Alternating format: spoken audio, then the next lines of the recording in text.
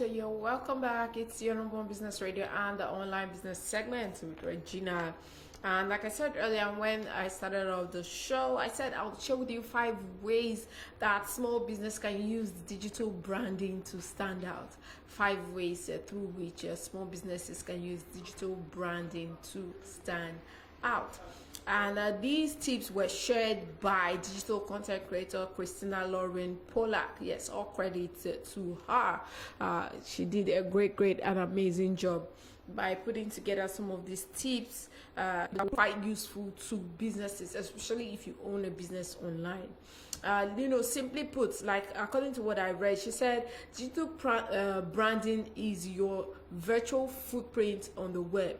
Your virtual footprint on the web, from logo to the colors that you use on your logos, to your poster, to the tone of voice used in online communications. She referred to those things as brand identifiers. Brand identifiers that sets your brand and your company apart from your competitors. Yes, she called them brand identifiers. So that tells you that the color you use on your logo, the color you use on your flyers, your posters, are your brand identifiers and sets you differently from other competitors within your industry. So whether the goal is to build a multi-billion or million-dollar e-commerce business and a successful brand online, creating a digital brand is the first place to start. Creating a digital brand is the first place to start. Most businesses have moved online, and we live in a digitized world where everything is online these days. It is almost impossible to not, mark your presence in the online digital space, especially if you own a business that is based strictly online, or even if you have a walk-in store, provided that you've created a space for yourself in the online space. It's important that you take these identifiers very serious. What are the identifiers? Your colors, your tone of voice in communication, your style, even down to the packaging of your product. Those are identifiers that set you aside from your competitors. Also, what are the 5 key concepts to think about? The first one she said was logo and brand colors. Logo and brand colors, very key, very important. We live in a day and age where starting your business, you may not have all that fund to pay a graphic artist to come up with a logo for you and all that. There are some useful, very useful apps that you can use to create a logo of your choice. Then as your business grows, as your business progresses, you might just decide to pick someone that is unique to your own business. Yes, something that is unique to your own business. And one of the apps that really helps you do this effectively is Canva. Yes, it's Canva. They have so many, and there are so many logo creator apps as well. Check your app store. You see so many apps that allows you create a logo, and you pick a brand color. It's important that you're very smart and strategic about your logo and your brand colors, because they're identifiers. They're things that sets you aside from every other business that operates in the online world. So it is vital to have both of these match the feel of the company and the product. It's important to make sure that your logo and your brand color matches the feel of your company and your product, because these visual elements are tie into what makes your brand unique.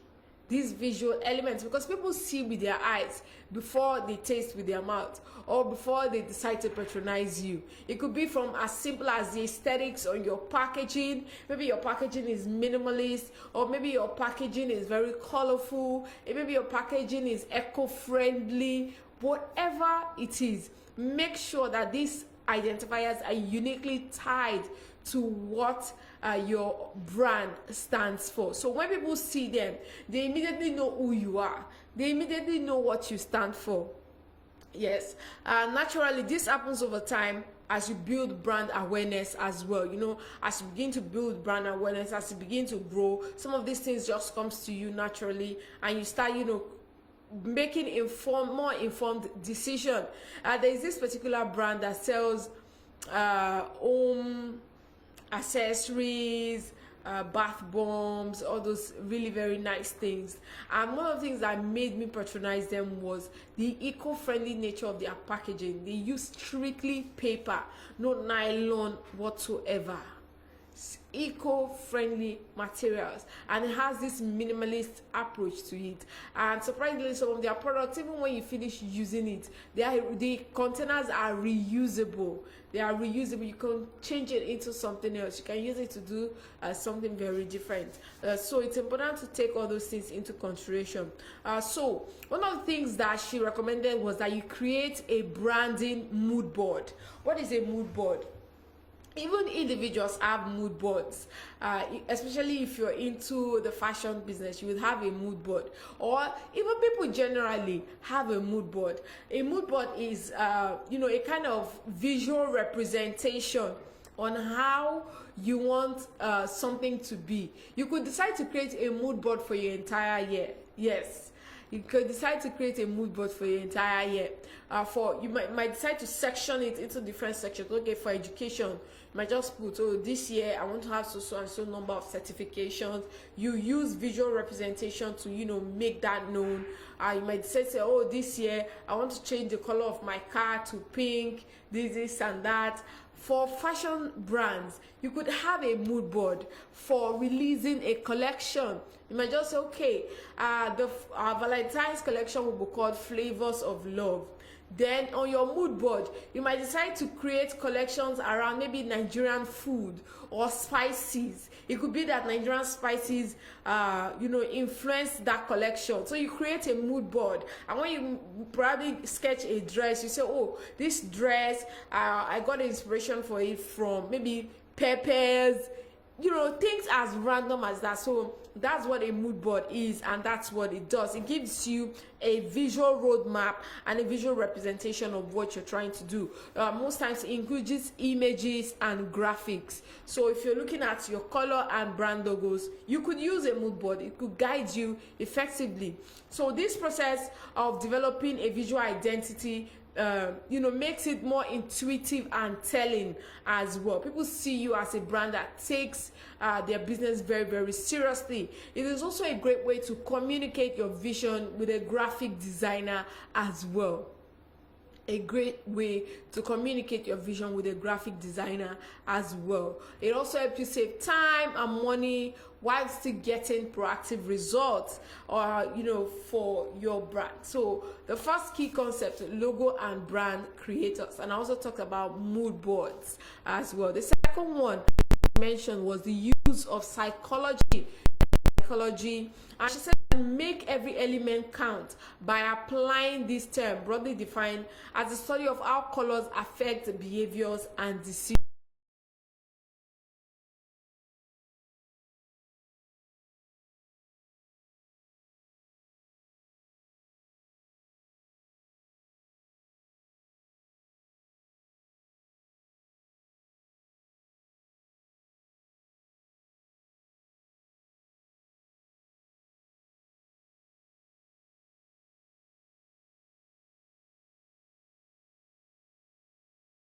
Things tend to make mistakes sometimes. So however, colors have been proven to have emotional and psychological effects, so making it vital to choose those that accurately and engagingly reflect the message that you want to communicate. Like I said, if you're a fashion designer, you want to create a collection during Valentine period that you want to release during Valentine period, decide to call it Flavors of Love. What are the flavors that inspired you?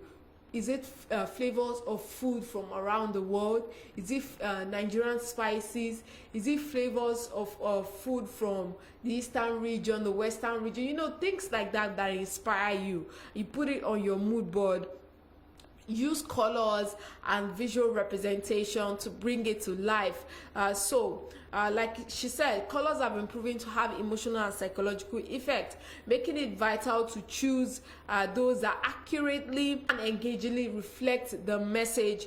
Like the example she gave, she said, for example, navy blue is often viewed as traditional, reliable, and a practical hue.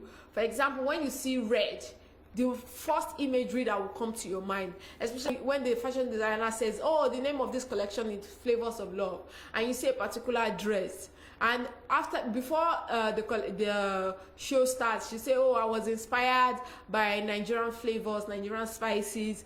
And when you see one of the models coming out, they're wearing a red dress, the first thing that comes to mind is this dress was inspired by maybe Atarodo, Tatashe, you know, things like that. So it's important to use things like that for visual representation. Also, it makes it ideal for people to understand your business very, very well. Yes, so use of color psychology is key as well for your brand. Then she talked about website design. Yes, and she said you should think of your website as a virtual estate on the web. So make sure that all its content amplify and complement each other. The contents of your website amplify and complement each other in order for visitors to easily get the sense of branding from start to finish. Yes, it is very, very key. It's just like creating your logo as well. When people come to your website, for example, you own a restaurant and people want to come to the restaurant's website, they should have that feel that, oh, I'm spot their LinkedIn, Pinterest, you are of course increasingly indispensable, like she said, in increasing brand awareness. Very, very key. And they are free to use as well, or except if you want to do paid ads and all. So use them to your advantage. Also, to harness social media content to amplify people who are interested, and to give people the sense of what your brand is through a very rich visual imagery. I'm emphasizing on visual imagery. Most of these platforms are image-based platforms. Like me personally, I enjoy Instagram a lot because I like to look at nice clothes, nice shoes, look at magazine covers, who is on the cover of so and so magazine. Those are the things that interest me. So if you're in that type of business, you have to take visual imagery very, very seriously, putting a lot of work and effort into the quality of your pictures, the quality of your videos as well. Then the fifth tip she shared was consistency is key in everything that we do. Consistency is key. However, I always say on the online business segment and with regards to social media use, consistency does not imply posting every 5 minutes. That's not what it means. Consistency does not imply posting every 5 minutes. However, she said brand identity should be indelibly clear in all forms of advertising and marketing, from social media content to digital ads. So the more recognizable it becomes, the easier for time customers will have remembering who you are as a brand. So yet another reason why being consistent with brand style. In this particular one, she's talking about consistency with your brand style. For example, we know your logo, social media content should be consistent. However, consistency does not imply posting every 5 minutes, but consistency implies using these different platforms appropriately and using the different features